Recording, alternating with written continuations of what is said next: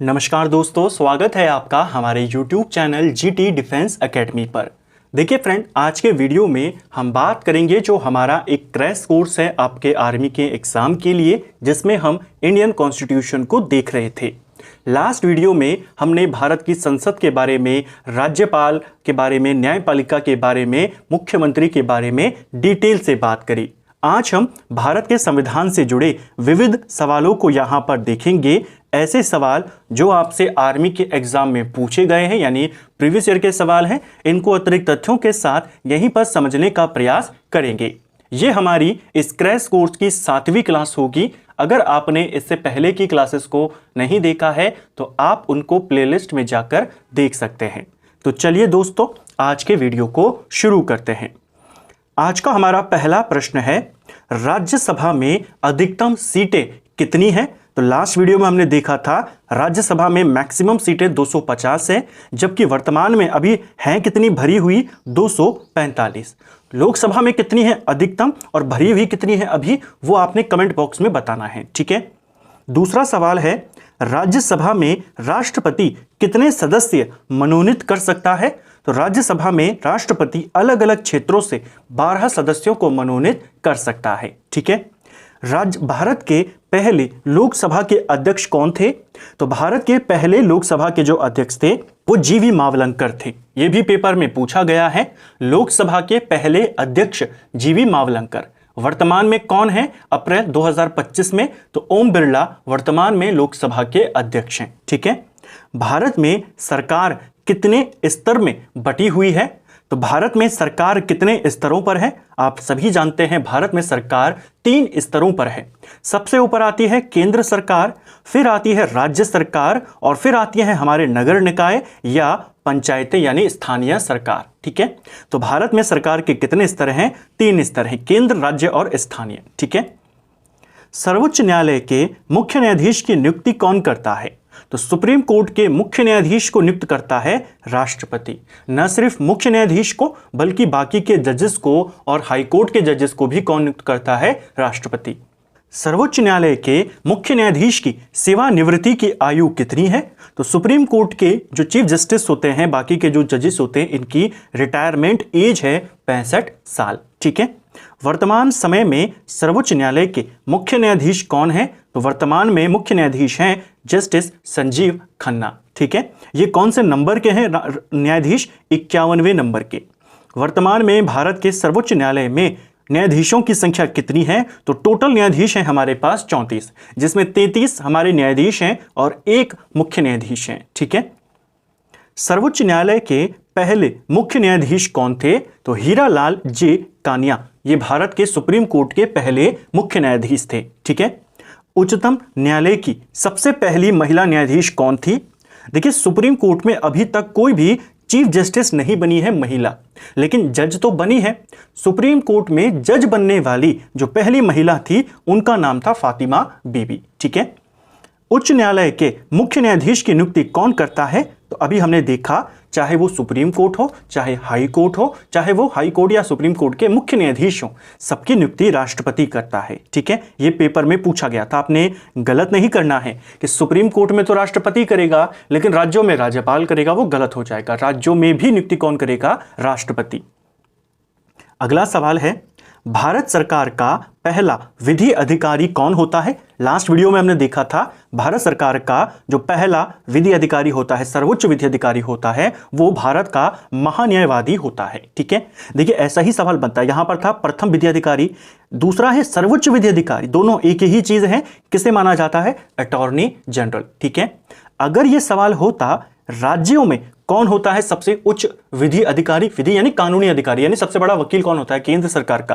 तो केंद्र में तो अटॉर्नी जनरल है, राज्यों में भी एजी है, इसे एडवोकेट जनरल कहते हैं, ठीक है, महाधिवक्ता। भारत के महान्यायवादी की नियुक्ति कौन करता है? तो महान्यायवादी की नियुक्ति कौन करता है? भारत का राष्ट्रपति। वर्तमान में महान्यायवादी कौन है? आर वेंकट रमणी, ठीक है। किसी राज्य का उच्चतम विधि अधिकारी कौन होता है? यानी किसी राज्य सरकार का उच्चतम कानूनी अधिकारी वो एडवोकेट जनरल होता है। केंद्र में जो अटॉर्नी जनरल है वही राज्यों में एडवोकेट जनरल है, ठीक है। यानी केंद्र में जो महान्यायवादी है राज्यों में उसे महाधिवक्ता कहते हैं, ठीक है। भारत में सबसे पहले संविधान संशोधन कब किया गया था? तो देश में सबसे पहले संविधान संशोधन 1951 में किया गया था। किस आर्टिकल में संविधान संशोधन की बात कही गई है? हमने डिटेल क्लास में देखा था, आर्टिकल 368 है, भाग 20 है, जिसमें संशोधन के बारे में बताया गया है। किस देश से हमने संशोधन की प्रक्रिया को लिया है? साउथ अफ्रीका से। ठीक है। कौन सा संशोधन मिनी संविधान माना जाता है? तो किस संवैधानिक संशोधन को मिनी कॉन्स्टिट्यूशन कहते हैं? 42वां संशोधन अधिनियम 1976 में संशोधन हुआ था। इसके माध्यम से बहुत सारी चीजें संविधान में परिवर्तित करी गई। इसके माध्यम से संविधान में मौलिक कर्तव्यों को जोड़ा गया। क्योंकि बड़े स्तर पर संविधान में परिवर्तन हुए, इसीलिए 42वें संशोधन को संविधान का मिनी कॉन्स्टिट्यूशन के नाम से जाना जाता है। ठीक है। कब हुआ था? 1976 में। किस संशोधन के तहत प्रस्तावना में समाजवादी, धर्मनिरपेक्ष और अखंडता शब्द जोड़े गए थे? हमारे संविधान का जो उद्देश्य है कि हमारा संविधान बना क्यों है, वह प्रस्तावना में लिखा है। हमारे संविधान की आत्मा कहा जाता है प्रस्तावना को। इस प्रस्तावना में अभी तक केवल एक बार संशोधन हुआ है, वो हुआ था 42वें संशोधन के तहत। इसके माध्यम से हमारी प्रस्तावना में 3 शब्द जोड़े गए, एक समाजवादी, एक धर्मनिरपेक्ष और एक अखंडता।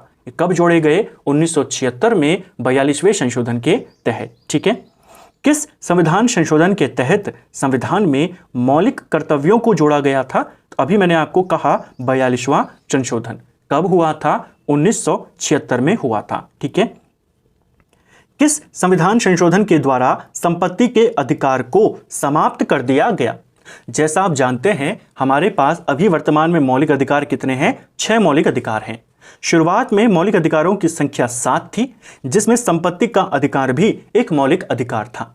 लेकिन 1978 में एक संशोधन किया गया, 44वां संशोधन, और इसके माध्यम से संपत्ति के अधिकार को खत्म कर दिया मौलिक अधिकार के रूप में। अब ये एक कानूनी अधिकार है, न कि मौलिक अधिकार। ठीक है। जो गलत चीजें 42वें संशोधन के तहत करी गई थी 1976 में, उनको ठीक किया गया 44वें संशोधन 1978 में। जैसे 42वें के तहत जो लोकसभा थी और राज्यों की जो विधानसभा थी, उन सबका कार्यकाल 6 वर्ष का कर दिया गया। इसके तहत वापस 5 वर्ष का कर दिया गया। ठीक है। बस इतना ध्यान रखना, 42वें संशोधन 1976 के माध्यम से मौलिक कर्तव्यों को जोड़ा गया और 44वें के माध्यम से एक मौलिक अधिकार कम कर दिया गया। ठीक है।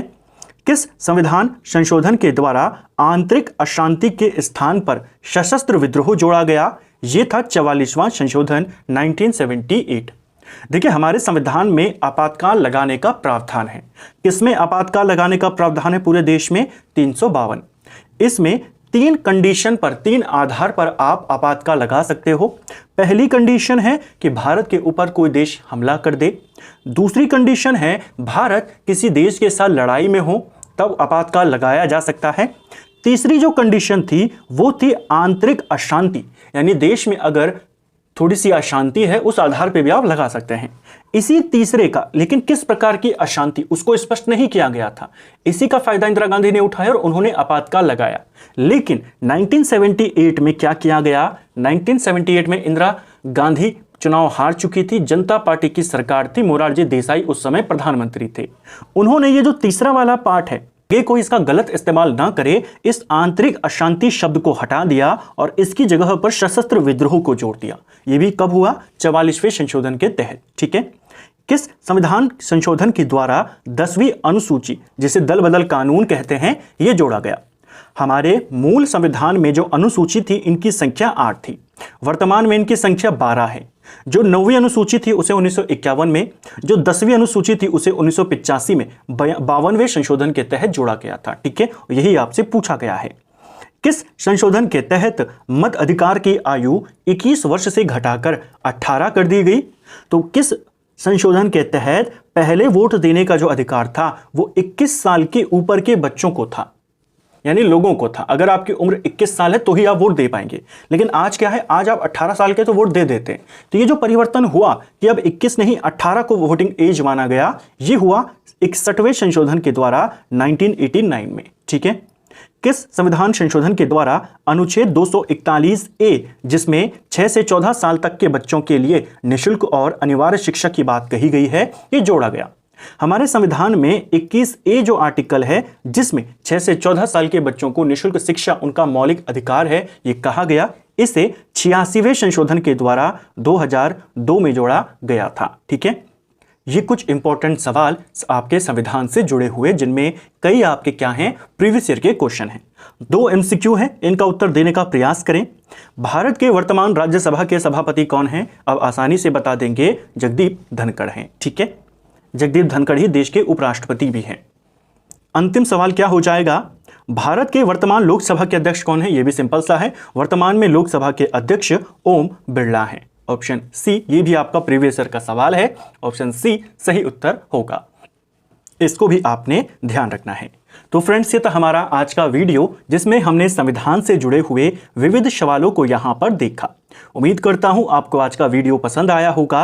अगर आपको ये वीडियो पसंद आई है तो वीडियो को लाइक करें, चैनल पर नए हैं तो चैनल को सब्सक्राइब करें, अपने दोस्तों के साथ शेयर करें। वीडियो आपको कैसा लगा कमेंट बॉक्स में हमें ज़रूर बताएं। Thank you friends.